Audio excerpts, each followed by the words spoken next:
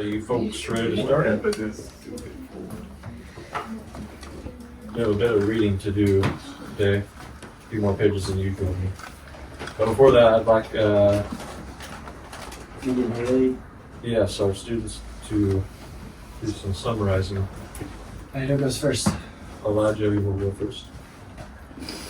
All right, I'm just going to read what I wrote here, because I wrote it. So the first thing I wrote was dutiful, right, and righteous. Was something that we first kind of touched on. And then we went into kind of talking about how the gentleman is an agent of virtue and goodness. We are all the agents of the culture we carry. And then a good act is an act of a good man. And then we talked about yi as a character of, or act of goodness. The first thing in a gentleman's mind is what is right. Yi. Yi is like a verb in that it is more than an attribute of a person. That is essentially it is essentially that goodness put into action in daily life. And then we started talking about Tianming. What does Tian mean? Here we have the characters Tian and Ming together, meaning heavenly mandate. This mandate is given by heaven, and it can be taken away depending on the manner in which this mandate is used and practiced or put into life. Heaven can choose whether to give this mandate to another, in the case that the one did not live up to the standard of the mandate. Being good is satisfactory in the effort of its betrayal, meaning that the gentleman should be content in a daily effort to portray goodness in his ways. Goodness is the Tianming of the gentleman, the good man. 知天命 and 知命, the first of which Confucius himself understood at 50. 知天命 is an understanding of why this heavenly appointment was given.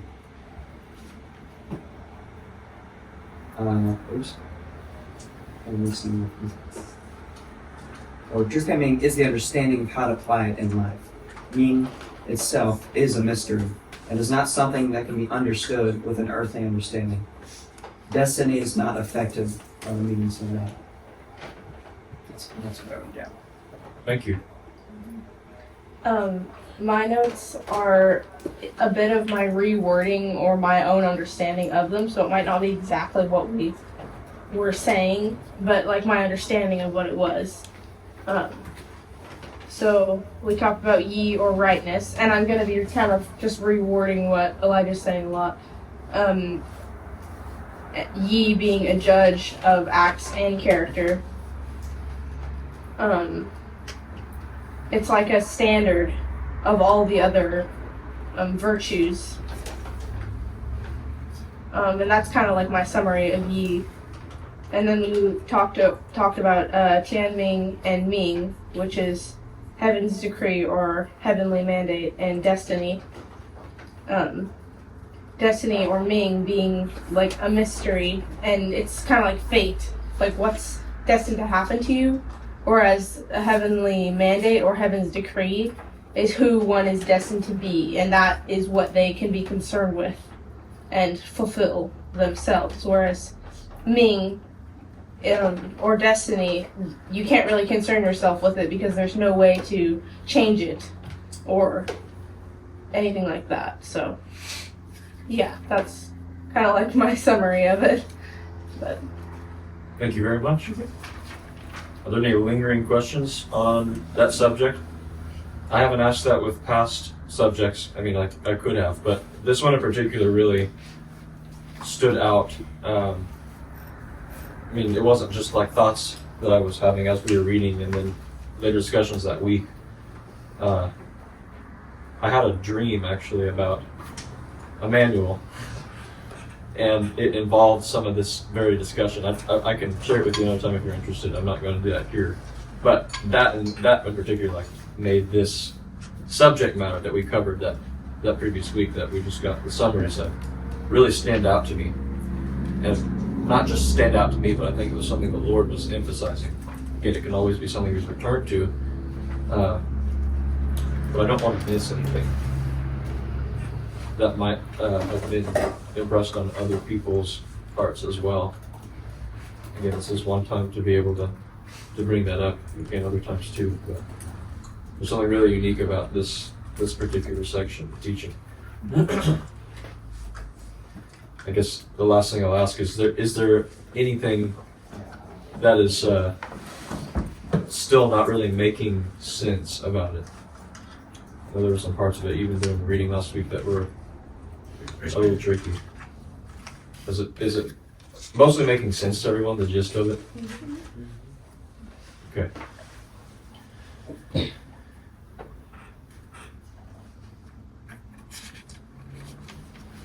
Okay, so as we go through today's reading, I mean, this is really something I'd like you to keep in mind whenever we're discussing these things, but this in particular will seem to kind of step into what seems to just be relevant to Confucius's time, but which, and this is what I want you to consider, I think has a very keen and important application to our own lives, and it's going to mainly be the subject of what it means to be a ruler, or another word that is used is a prince, someone who's in line to inherit a place of authority in the midst of a people or a nation. That is very much the focus of much of Confucius' teaching, even though it was made available and eventually taught mainly to the common people. Confucius' teachings still come from a background of teachings that were meant for nobles. So many of his disciples actually were, or eventually made their way into those sorts of positions.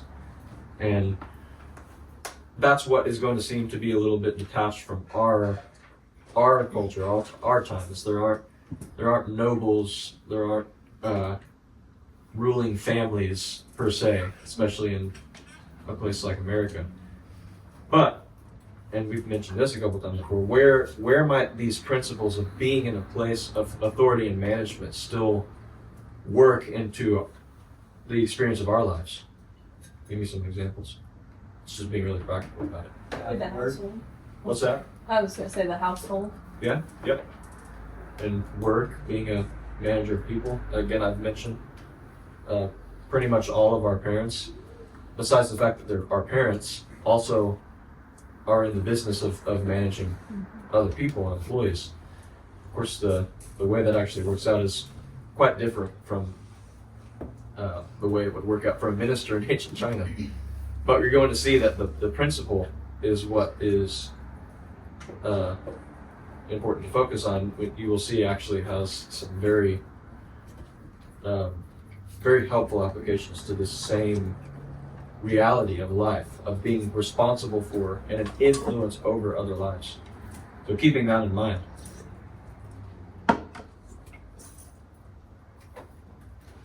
And what this will really do is give us kind of a picture of Confucius's heart for the common people. That is, that the end goal of his teachings is not simply to produce a good man. The good man is meant for something. The good man is good because of how he lives, what he does. He's actually good only as far as he remembers what goodness actually is, which is the indwelling and outworking of love. I'm reminded of a scripture where Jesus himself he summarizes the law and the prophets by saying, love the Lord your God with all your heart, soul, and strength and mind, and love one another. Love your neighbor as yourself. And we've also looked at this analect where the master said, or it was said of the master that his teaching is composed of a single thread. Dutifulness, or doing what you have been mandated to do with all of your heart, So devotion to what you know is meant for your life, what you've been called to, that's dutifulness. And understanding, which is encapsulated in a statement both Jesus and Confucius made, pretty much identical, which is do unto others what you would have them do to you. Whereas Confucius said it, don't do unto others what you would not have them do to you. This is the way in which goodness flows out of you. And harmony in relationships depend on opposite. Okay, so keeping these things in mind as we move into Do the you want us to pick some to take notes next week? yeah, sorry, go ahead and do that. I almost forgot. Thank you. I pick Isaac. Isaac, I'm not sure who hasn't got. raise your hand if you have not done note summaries yet. Okay, so I'm gonna pick Kayla. All right, Kayla and Isaac. Okay, so far we have only dealt with the moral qualities of the gentleman. To give these qualities their fullest realization, the gentleman must take part in government. This, however, does not mean that the arduous process of self-cultivation is a mere means to the end of personal preferment. So he's saying to become a gentleman isn't just for the purpose of being able to attain a high position in government. In fact, Confucius very adamantly opposes that way of thinking. Hence, Confucius said, "It is not easy to find a man who can study for 3 years without thinking about earning a salary." So this learning, I have to put it to some use that will benefit me, is how people even tend to treat life wisdom. And he showed approval when Min Zuqian considered himself not yet ready when offered a post. But as a man can only be prepared for office through studying, insofar as he studies, he is in fact preparing himself for an official career at the same time. Studying and the holding of office are the twin activities inseparable from the concept of the gentleman. When a man in office finds that he can more than cope with his duties, then he studies. When a student finds that he can more than cope with his studies, then he takes office. But that a man should have adequately prepared himself for office is not the only precondition for his actually taking office. The times must be right as well. For a man to be so keen that he is ready to take office, whether order prevails in the state or not, is condemned by Confucius. It is shameful, he said, to make salary your sole object, irrespective of whether the way prevails in the state or not. So we're recognizing a bit of a pattern here as to the way of thinking that Confucius is condemning, which is one where profit, we actually looked at this a little bit last week, I think the Chinese term for that is li, is your foremost your foremost what's the word I'm looking for? Motivation or Yeah, motivation.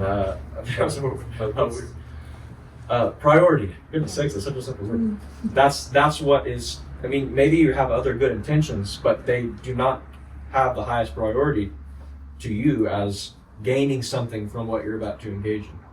Gain is your focus. The reason is that when the way does not prevail in the state, one can only stay in office by bending one's principles.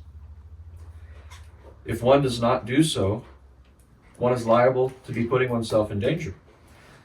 In such a situation, one's only choice is to stay clear of trouble, devoting oneself to the pursuit of the highest moral standard in one's life as a private citizen.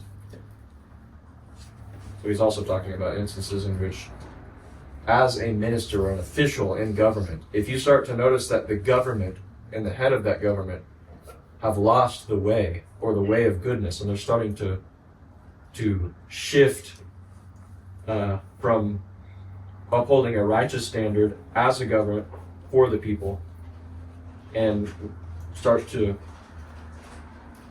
practice things that are against that standard or outside of the original given perspective for that government, then you, as an official in it, either have to start bending your own principles to stay in that position, or you have to leave it. So there are instances in which people did both. Shiyu was straight as an arrow, whether the way prevailed in a state or not. So he was a person that actually endangered himself by keeping his principles straight, even though the government he was in was starting to shift to another way of rulership, a way that wasn't the right way. And the reason that's usually not done is because that endangers your own life. All Confucius was willing to grant him was that he was straight. In contrast, Chu Po-yu, who took office when the way prevailed in the state, but allowed himself to be furled and put away when the way fell into disuse, was described by Confucius as gentleman. So here was a man who operated in office when the state was in the way, but then kind of disappeared into obscurity and left his power and prestige behind when it fell, or the state fell out of the way. And the master praises such an individual. This is an attitude we find Confucius expressing time and time again. The master said of Nanzhong that when the way prevailed in the state, he was not cast aside. And when the way fell into disuse, he stayed clear of the humiliation of punishment. Ning Wu-tzu was intelligent when the way prevailed in the state, but appeared stupid when it did not. Confucius's comment was, others may equal his intelligence, but they cannot equal his stupidity. The way to stay clear of trouble while maintaining one's moral integrity, according to Confucius, is this. When the way prevails in the state, speak and act with perilous high-mindedness. When the way does not prevail, act with perilous high-mindedness, but speak with self-effacing diffidence. A lot of big words there. Let's just let him expand on that a bit. This is in keeping with his general view that one should not concern oneself with matters of government unless they are the responsibility of one's office. And Sun Tzu's view that the gentleman does not allow his thoughts to go beyond his office. That he considered this no easy advice to follow is shown by his saying to Yun Yuan, only you and I have the ability to go forward when employed and to stay out of sight when set aside. However, when the way prevails in the state, it is not only one's duty to take office, but the taking of office is the culmination of the years of preparation for just such an eventuality. Thus, according to Confucius, not only is it a shameful matter to be rich and noble when the way falls into disuse in the state, it is equally a shameful matter to be poor and humble when the way prevails in the state. So, what that's showing, apart from just seeing the worldly, political, and social aspects of a situation, which is a state is prevailing in the way or not. Think of it in terms of an economy. If you are a member of God's economy, for instance, but you find your spiritual life in that economy is poor and lacking, that is a shameful thing. Well, on the other side, if you are a part of a worldly economy, and when I'm saying economy, I'm talking about the way that you're learning and growing and gaining as an individual in your relationships, in your personal life, and otherwise. If you are a part of a worldly economy and you're rich and wealthy and have many good things, that should also be a source of shame for you. And remember, where the shame we're talking about here is a pain in the conscience. So first, that requires knowing what kind of economy or kingdom you're a part of in the broader sense, in the spiritual sense. And then further, addressing your own status. And then the third step would be recognizing what needs to be done from there.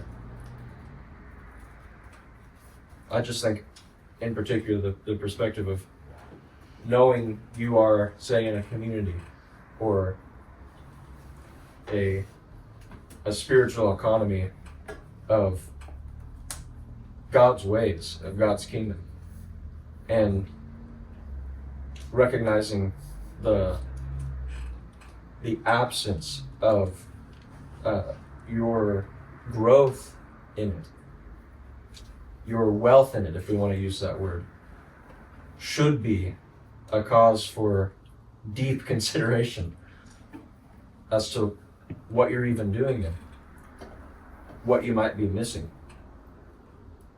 It should be a source of shame. The ultimate purpose of government is the welfare of the common people. This is the most basic principle in Confucianism and has remained unchanged throughout the ages. The promotion of the welfare of the common people begins with satisfying their material needs. Zukung asked about government. The master said, "Give them enough food."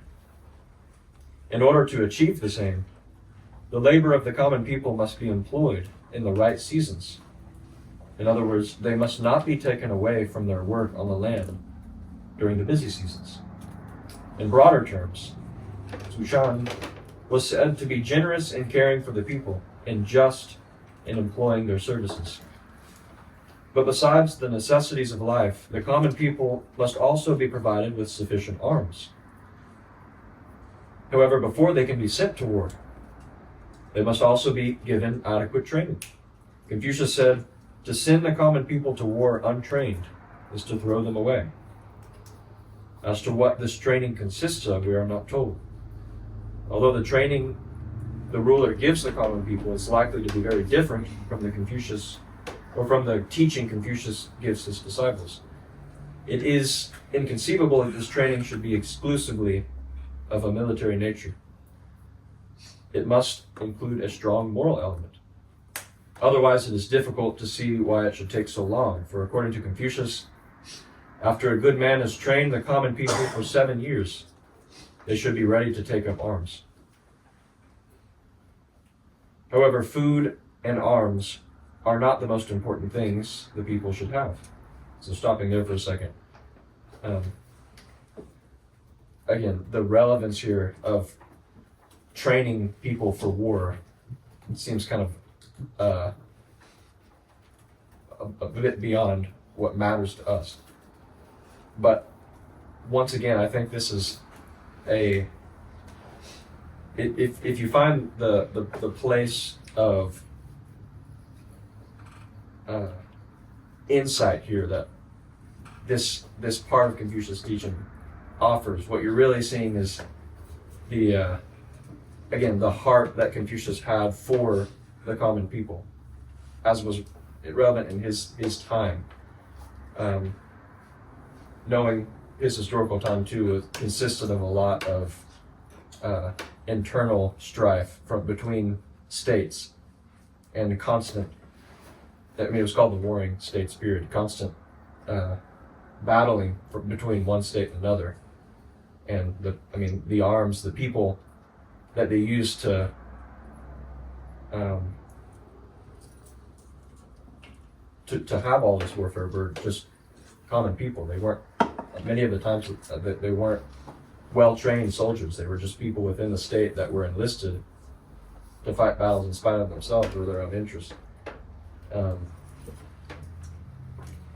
So arms is not something. Confucius was not necessarily a pacifist, which means that he had nothing to do with war, but he war was a thing treated very, very seriously because you're enlisting common people for it. In answer to Tsukung's question about government, Confucius said, "Give them enough food, give them enough arms, and the common people will have trust in you." When he was asked which of the three should be given up first, his answer was, "Give up arms." This is no surprise given Confucius's attitude towards the use of force in war. But his next answer is surprising. When pressed to say which of the remaining two should be given up first, his answer was, "Give up food," which seems to be kind of against what would be the first priority, he says, when caring for the people, which is to give them food, make sure that they have a livelihood. And he explains, "Death has always been with us since the beginning of time. But when there is no trust, the common people will have nothing to stand on." This emphasis on the moral basis of government is fundamental to Confucius' teaching. He said, "Guide them by edicts, keep them in line with punishments, and the common people will stay out of trouble, but will have no sense of shame." So he's criticizing that way of government. Guiding by edicts, keeping them in line with punishments, the usual governmental approach to social order. Compulsion and punishment can at best ensure outward conformity. The common people will stay clear of trouble, not because they are ashamed of doing wrong, but because they fear punishment. In contrast to this is quoting Confucius, "Guide them by virtue. Keep them in line with the rights, and they will, besides having a sense of shame, reform themselves." When the people reform themselves and have a sense of shame, the law and its attendant threat of punishment need never even be invoked. Guidance by virtue, however, cannot be effective unless the ruler sets a moral example for his people. Here, perhaps, we should take note of the fact that the Chinese word "cheng" to govern and "cheng" to correct are cognate. Zhi Kangzu asked Confucius about government. Confucius answered, "To govern, cheng, is to correct, cheng." If you set an example by being correct, who would dare to remain incorrect? There is a positive and a negative point to this. The negative point is that if the ruler fails to be correct himself, but insists on punishing his subjects for being incorrect, he will be setting himself above the law, and the common people will be conscious of the injustice. The positive point is that the common people always look up to their betters, and if those in position of authority set an example, this will be imitated even if the people are not ordered to do so.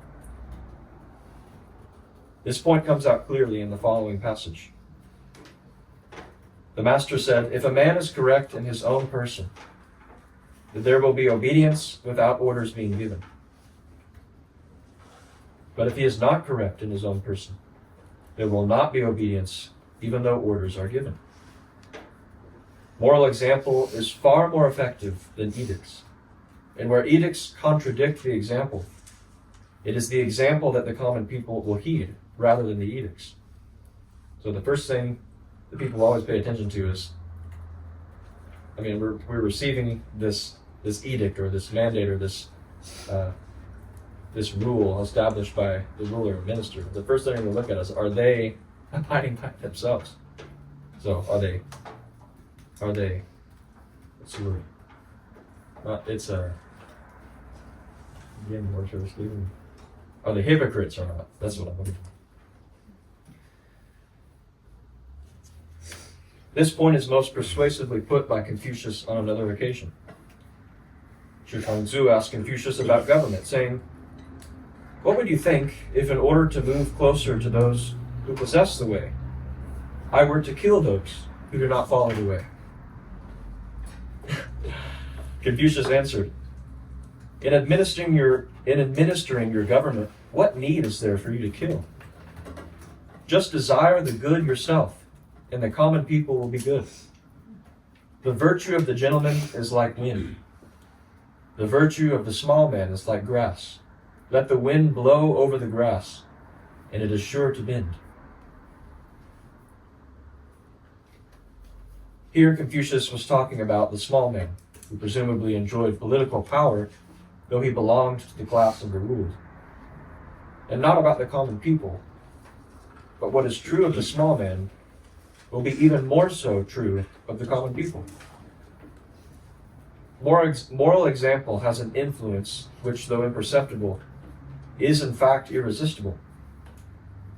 It is therefore of the greatest importance to put the upright in position of authority. In answer to the question put to him by Guy, what must I do before the common people will look up to me? Confucius said, raise the straight and set them over the crooked, and the common people will look up to you. Raise the crooked and set them over the straight, and the common people will not look up to you. Is there a psalm that anyone's reminded of? I like that. Emmanuel would call it Rulership 101. It's Psalm 101. Maybe I can read a couple passages from it.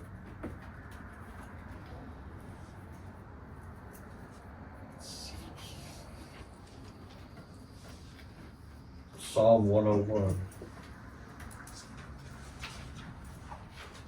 I will sing of your love and justice. To you, Lord, I will sing praise. I will be careful to lead a blameless life. When will you come to me? I will conduct the affairs of my house with a blameless heart. I will not look with approval on anything that is vile. I hate what faithless people do. I will have no part of it. The perverse of heart shall be far from me. I will have nothing to do with what is evil. Then onward she says, my eyes will be on the faithful in the land, that they may dwell with me. The one whose walk is blameless will minister to me. No one who practices deceit will dwell in my house. No one who speaks falsely will stand in my presence. Every morning I will put to silence all the wicked in the land. I will cut off every evildoer from the city of the Lord. Same attitude towards what David puts as one's house. So, a place where he has authority and influence. Even the blamelessness of his own heart, just as it is something that he keeps so before God, is not just for his own, as someone like Chambers would put it, his own personal whiteness, but it's because of the place and position he has before other lives and other people. And maintaining that place maintains an order in that house, in the entire household.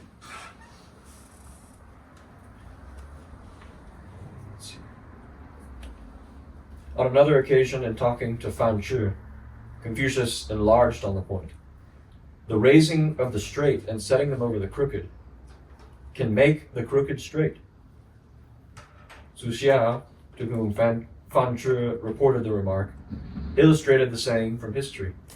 By raising the straight to positions of authority, two sage rulers, Shun and Tang, put those who were not benevolent at a distance. That's literally what David just said. Since moral influence works in an imperceptible manner, the ideal ruler is often characterized not only as doing nothing, but as appearing to the populace as having done nothing for which he could be praised. The rule of virtue can be compared to the pole star, which commands the homage of the multitude of stars without leaving its place. Tai Po abdicated his right to rule, yet he left behind nothing the common people could acclaim. Yao was the king who modeled himself upon heaven, which alone is great. Yet he was so boundless that the common people were not able to put a name to his virtues. This description of the ideal ruler is very like that offered by the Taoists, but the two are really very different. The Taoist ruler genuinely does nothing, because the empire functions best when left alone. The Confucian ruler only appears to do nothing, because the moral influence he exerts works imperceptibly. We cannot leave the subject of government without discussing Confucius' attitude towards the common people. Expanding more on this point. He did not disguise the fact that in his view the common people were very limited in their intellectual capacity. He said the common people can be made to follow a path, but not to understand it. They cannot understand why they are led along a particular path, because they never take the trouble to study. He said, those who are born with knowledge are the highest. Next come those who attain knowledge through study. Next again come those who turn to study after having been vexed by difficulties. The common people, insofar as they make no effort to study, even after having been vexed by difficulties, are the lowest. It is not surprising that Confucius should have taken such a view. Study, as conceived by Confucius, is an arduous or very difficult process which is never accomplished. The common people are greatly handicapped. They rarely have the capacity and practically never the opportunity. But on the rare occasion they have both the capacity and the opportunity, they are unlikely to be able to put up with the hardship. Confucius described how his favorite disciple, Yan Hui, was able to pursue unswervingly his duties or his studies in these words: how admirable Hui is, living in a mean dwelling on a bowl full of rice and a ladle full of water is a hardship most men would find intolerable. But Hui does not allow this to affect his joy. How admirable Hui is. Confucius may not have had too high an opinion of the intellectual and moral capacities of the common people, but it is emphatically not true that he played down their importance in the scheme of things. Perhaps it is precisely because the people are incapable of securing their own welfare, unaided, that the ruler's supreme duty is to work on their behalf in bringing about what is good for them. The common people should be treated with the same loving care given to babies who cannot fend for themselves. This is stated in a memorable remark in the Book of History, quoted by Mencius. The ancient rulers acted as if they were tending a newborn babe. Mencius describes such rulers as father and mother to the people.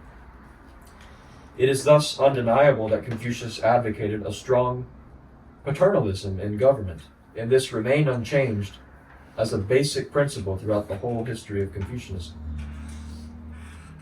The importance of the common people and their welfare is emphasized time and time again in the Analects. For instance, Tzu Kung said, if there were a man who gave extensively to the common people and brought help to the multitude, what would you think of him? Could he be called good?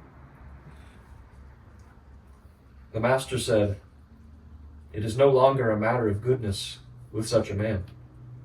If you must describe him, sage is perhaps the right word. Even Yao and Shun would have found it difficult to accomplish as much. So that's kind of a crazy analect if you think about it, because in many other analects, people will ask Confucius, do you think this man is good? Do you think this man is good? And then Confucius will often say, I mean, he has this quality and that quality, but I wouldn't call him good. But when this disciple asked, if you cared for the common people in this way, would you call such a man good? And Confucius says, I wouldn't just call him good. Like there's even a higher level of a description for such a man, a sage, which Confucius himself says he didn't consider himself one, nor had he ever even met such a man. If we remember in what esteem Yao and Shun were held by Confucius, and how unwilling he was to grant the epithet sage to anyone, we can see how immense the significance of the remark is. Finally, Confucius said that if he praised anyone, one might be sure that he had been put to the test. The test turns out to be the governing of the common people, where he went on to say, "These common people are the touchstone by which the three dynasties were kept to the straight path." The sole test of a good ruler is whether he succeeds in promoting the welfare of the common people. So I wanted to spend just a few moments of discussion on the last few minutes of this reading, or I mean really anything that stood out to you, because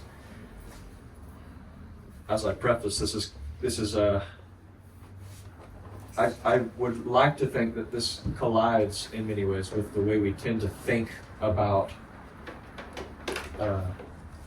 not just governance, but other people. I mean, it would seem, and I would assume it for everyone else to seem kind of demeaning for the common people to be described as like children, and then these ministers or these gentlemen as being like the fathers to them and caring for them. But without saying more, I would like to just hear more from each one of you as to how you're taking it thus far and how you're understanding.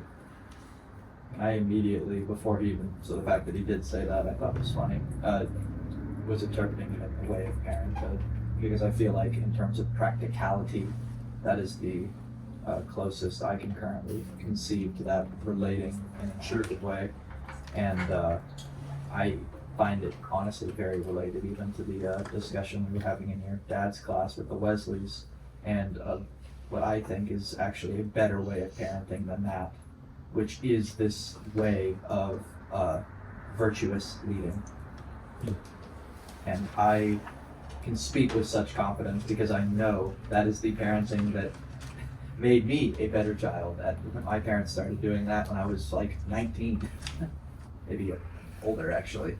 And that had more of an impact on me then than it did in the prior 19 years of my life, where they were more disciplinarian than anything. And I was already considering such things and having conversations, and so to see it in that way, that's how I've been interpreting all of this. And I really appreciated, what was it? Let's see.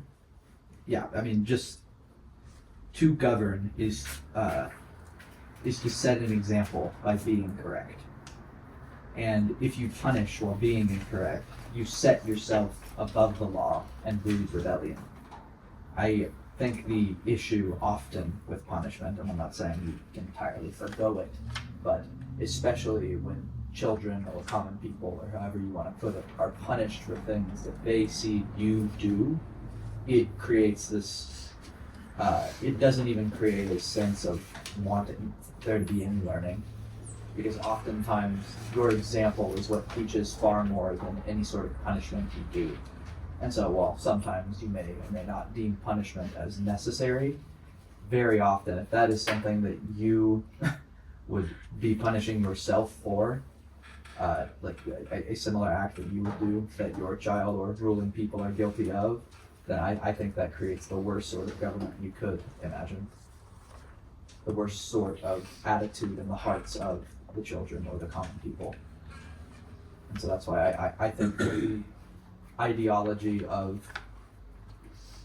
the that one quote, I don't know what point it comes from, but how do you change the world? You start within yourself, and then your family, and then your community, and then you keep going outward.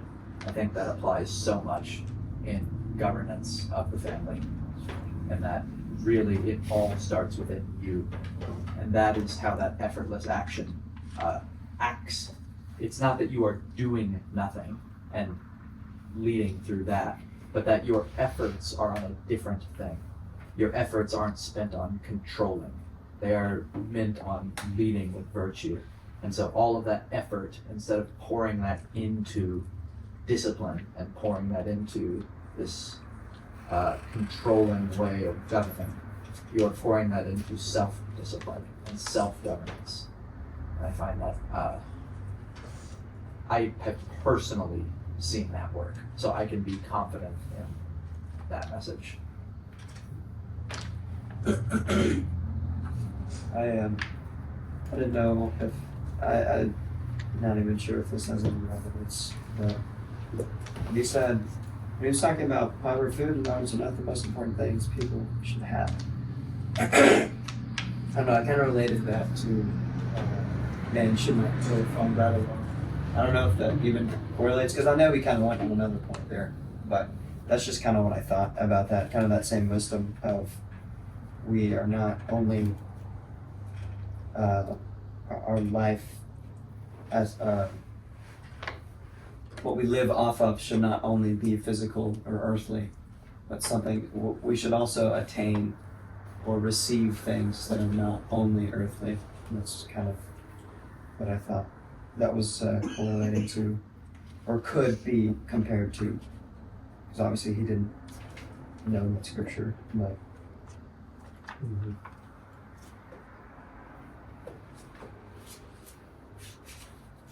Yeah, when we think of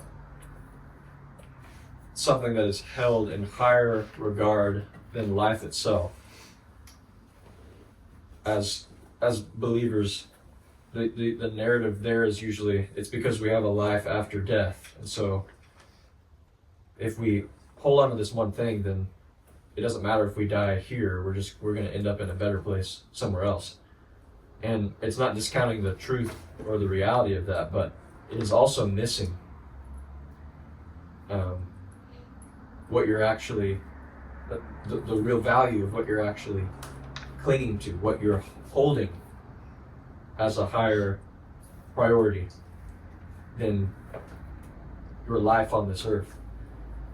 And when Confucius is speaking of those three things that are given up in a particular order, the first being the arms and then food, before the trust that the common people have in you.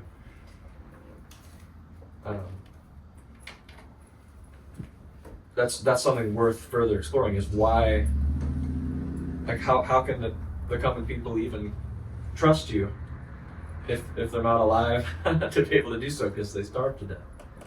Like what is actually going on there? Go ahead.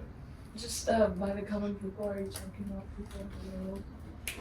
So it's good to start by viewing it and to understand Confucius' mind, and to start where Confucius is at in his understanding of the common people. And in that time, the bulk of the populace, or the people that lived in the state, were people of very poor means. They didn't have a lot. And one of the things that they really lacked, that what I would say is of most consequence to them, was actually not just their food and their clothing and their a place to live or things like that. It was actually lacking education. In fact, that has been the case and still is the case for many, many parts of the world. And Emmanuel himself was very often able to give testimony to his own experience in that as someone who was born a poor village child, and just how valuable educational resources were to him even at an extremely young age. So he had like a direct and very vivid taste of what that was like and is like for many people. So the common people, for Confucius, is referring to what was for him most people in his time and place, which did not have, they weren't just poor, they didn't have access to education, if you will. Which is why, in describing the common people as being the lowest, they are beset with many, many difficulties in life, but even that is not really able to lead them to be educated, to learn, and to kind of rise out of that place of destitution, more or less, that they're in. And so it's not just, what Confucius is not doing is, he's not saying you guys are all hopeless because you're lost in this place you've been born into as a common person, and you won't get out of it because you won't learn, so too bad for you. That's not at all what he's doing. In fact, we can see in other places that people that do have access to learning pretty much have the responsibility to care for those who don't. And it doesn't mean that being born a common person means that you never do have access to learning. I mean, his best disciple, actually, Yan Hui, was one such an instance of someone who lived in a dirt hut and ate nothing but rice and drank nothing but water, but still had a constant joy for life and for learning. So that was a very unique case.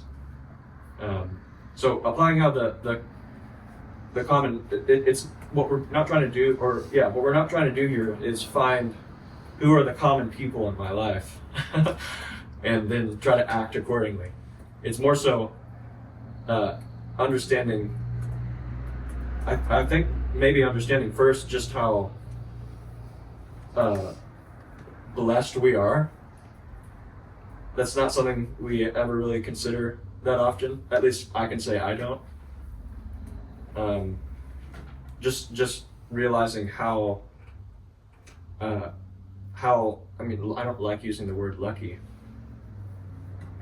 but just how fortunate I am to have been born in the time and place and in the midst of the people that I have been born into and am living with, because it is comparatively a very advantageous one. And looking at what Confucius' heart is here, that shouldn't give me any excuse to take that kind of reality for granted, but see it as having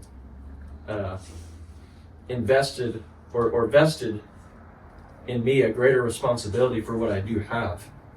And I'm not just talking about physical goods and advantages. That's one thing, and that's the thing that I tend to focus on most. But how about we apply this to what we as a people, as a community, have received from the Lord in the depth and the light of teaching and understanding that we have been given. And I'm even talking about comparatively. And the point is not to outline those comparisons as much as it is to really register what we have, what we've been given. This is a thing we admonish each other in often. This is not a new thing. But looking at it from that light, hopefully that's making sense to you anyway. I think too, it's while I think there's broader implications, the specific context is rulership, right? And so the common people would be people that you have authority over, right? And whether that could be you're a boss at work or a parent, whatever, right? And you're being your children or the people that work for you. And I think what we're hearing too is the essence of that position, the true foundation of that position is trust, right? It is even more valuable than food, right? And so he's saying if you have to pick one, you pick trust. And you see that even in the earlier teachings, like in 1.4, where he talks about how do you evaluate yourself each day, right? Have I been dutiful as it relates to others? Have I been trustworthy as it relates to other? And so in this position of rulership or leadership or authority, trust is of the utmost essence. Mm-hmm. And you could, basically what you're saying, what is trust maintaining? It's maintaining relationship. And Exactly. that is not something that you sacrifice before even the means to live. Yeah. You can work out why one is prioritized over the other yourself and from whatever angle you want. But even just to consider that is it really, I think, causes us to shift the way we do even relate to one another, because none of us have been put in a position where we are brought to that place of death or loss of relationship, and hopefully we never have to be brought to that place, because again, the circumstances could vary or would vary significantly, but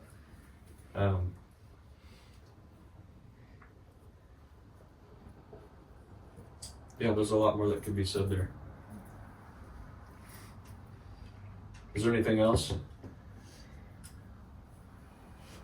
I want to hear from a couple more of you at least. Just questions or otherwise. Yeah, I kind of had a question about something that you were talking about with, I think he was contrasting two different ways of what rulership could look like, and the Confucian way being like it looks like it's doing nothing, but it actually is doing a lot behind the scenes. And I think he just contrasted it against a way of rulership that does nothing, just there's nothing there. I don't know if you had more about that, but I was curious about kind of like that Wu Wei feeling of leadership, what that looks like. So, what is, I think, a very very direct and like striving way to rule was what they gave us there with like the issuing of edicts. So literally saying, do these things or don't do these things. So a law that is very much based in rights and wrongs and do's and don'ts, which at a surface level is necessary maybe for stability in some sense, but only for the stability of a people or a nation that their hearts haven't really been brought under the sway of the working out of virtue. And that's the very thing that the gentleman in his place for the people is meant to bring them into through the practice of his own and the cultivation even of his own life, his own virtue, is one in which, like, it's not that he like sets up schools and teaches people different virtues and then the common people begin to develop a conscience and an interest in that area. But it's simply by observing the way that this gentleman does what he's been given to do in whatever role or capacity he's been given as a minister in one area or another. It's the manner and way in which he honestly and virtuously and with trustworthiness, dutifulness, and understanding carries out his task, even if they're much lesser than another minister's, that shines brilliantly before the common people that are observing you. I wish I had little instances or parables that I have heard of and seen before where this works out in practice. I'm gonna try to tell you what I saw on like this little Chinese play. I sent it to Elijah and my mom. I don't know if they saw this, but like these two rulers of different but neighboring states were in a feud with one another because deer some deer that had been born in one state and roamed in one state crossed over to the other, and that state's hunters killed them and butchered them, and the other state that the deer had originally been in were really upset because they were saying, that's our deer, you took our deer from us, that was for us to butcher, that was those were our deer. So there was, but then the other state that butchered them said, well, they were in our state, and we hunted deer that were in our state, so they're ours. And so that was the argument.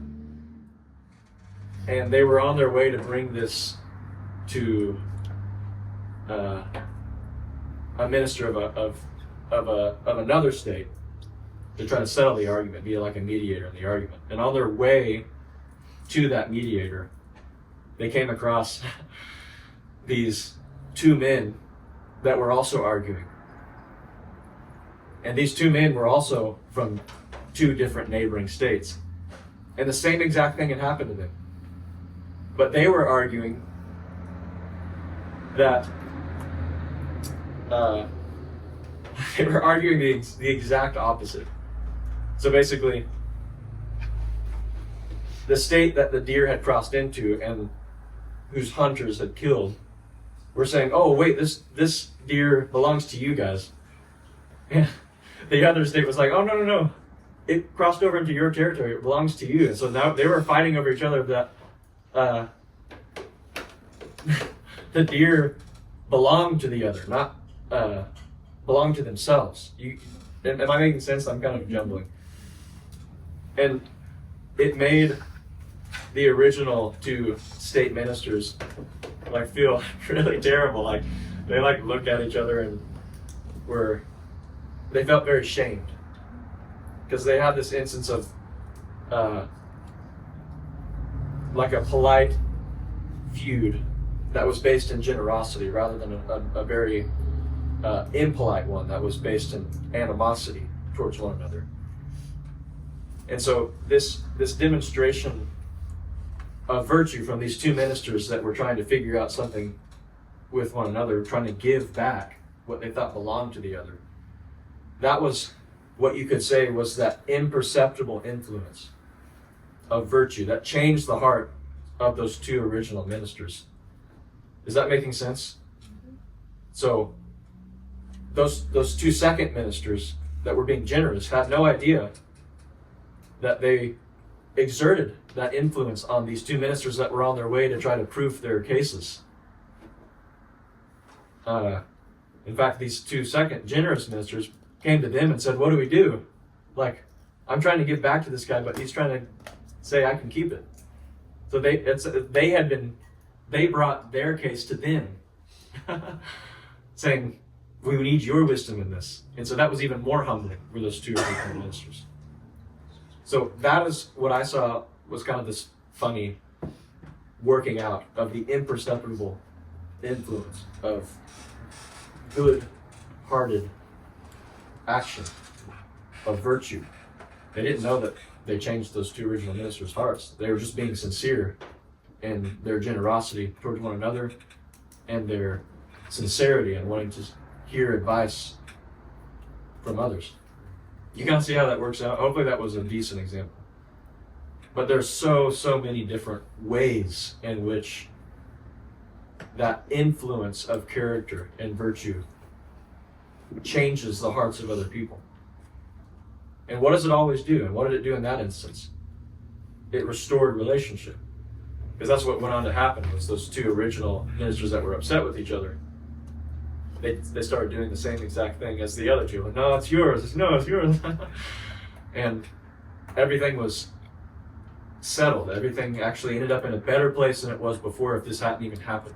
And that's what that kind of virtue always does. It doesn't just heal things. It doesn't just restore things. It brings them to an even higher and greater place of relationship and of life and fruitfulness. That's the power of goodness. That's the power of virtue. And that is what a ruler focuses on. His example is creating that very same effect to the people he oversees. There's so many beautiful stories of that happening, and they're really encouraging to read. Encouraging in that you want to be able to participate and see the same thing happen in your own life, in your own circumstances. And I think many of us have witnessed that. But how does it always happen? It very rarely happens when we're trying to make it happen. That was another Oswald Chambers quote I appreciate is, the great positive influence that we've had on other lives is most often the kind that we are completely ignorant of. Not the kind that we've tried to like, you know, make happen in for somebody. That's the wu wei quality or aspect of it. All right. Just a reminder to Isaac and Kayla to make sure, get your notes organized for next week and offer some further insight on those notes. It's kind of your homework. I will give you your next reading assignment 2, so get ready to record that. And I will remind you, you can even take note of this, please, if you haven't been, and this takes discipline, guys, but spread the reading out through the week a little bit. Don't read it all when you get home today or all right before you come to class next week. So first is 8:13. Second is 8.19. And then 12.7. 12.13. 12.17. 12.19. 12.22. 13.6. 14.3. And then 14.5. 14.5, you said, guys? Yes. And then I have a poem assignment. It's due in 2 weeks. I'm giving you a little bit longer than I usually do for poetry. Because I want to make it clear what this assignment entails. Maybe I'll put together a few example poems of what I'm wanting from you guys, but this kind of goes in line with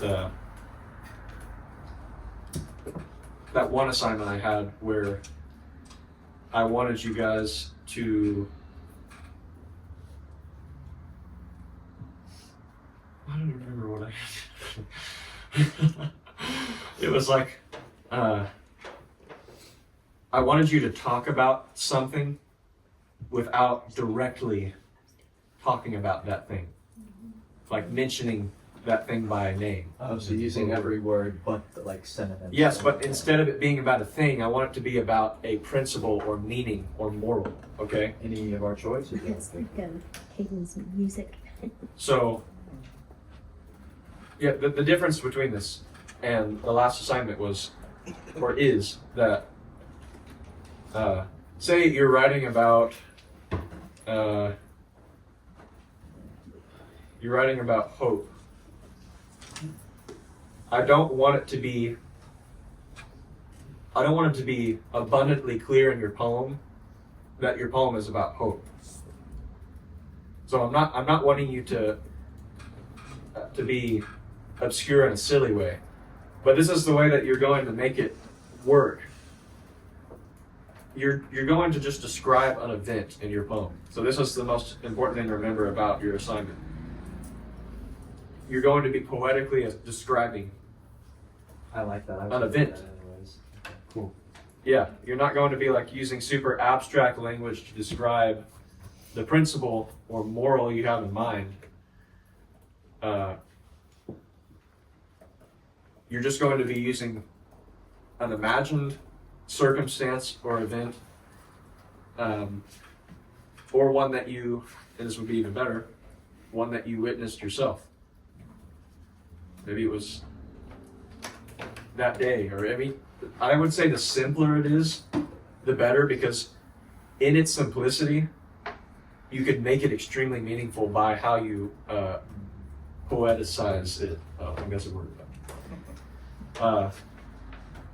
But you still want to have in the back of your mind what you're trying to convey in it. So I know this is This seems a little convoluted, but This is awesome. if you need more understanding, then just ask me. But you have 2 weeks for that. It's not. Let's see, what Sunday would that be? January, some. Yeah, that's going to be the 4th of January. Okay, that's it. Thanks. Thank you.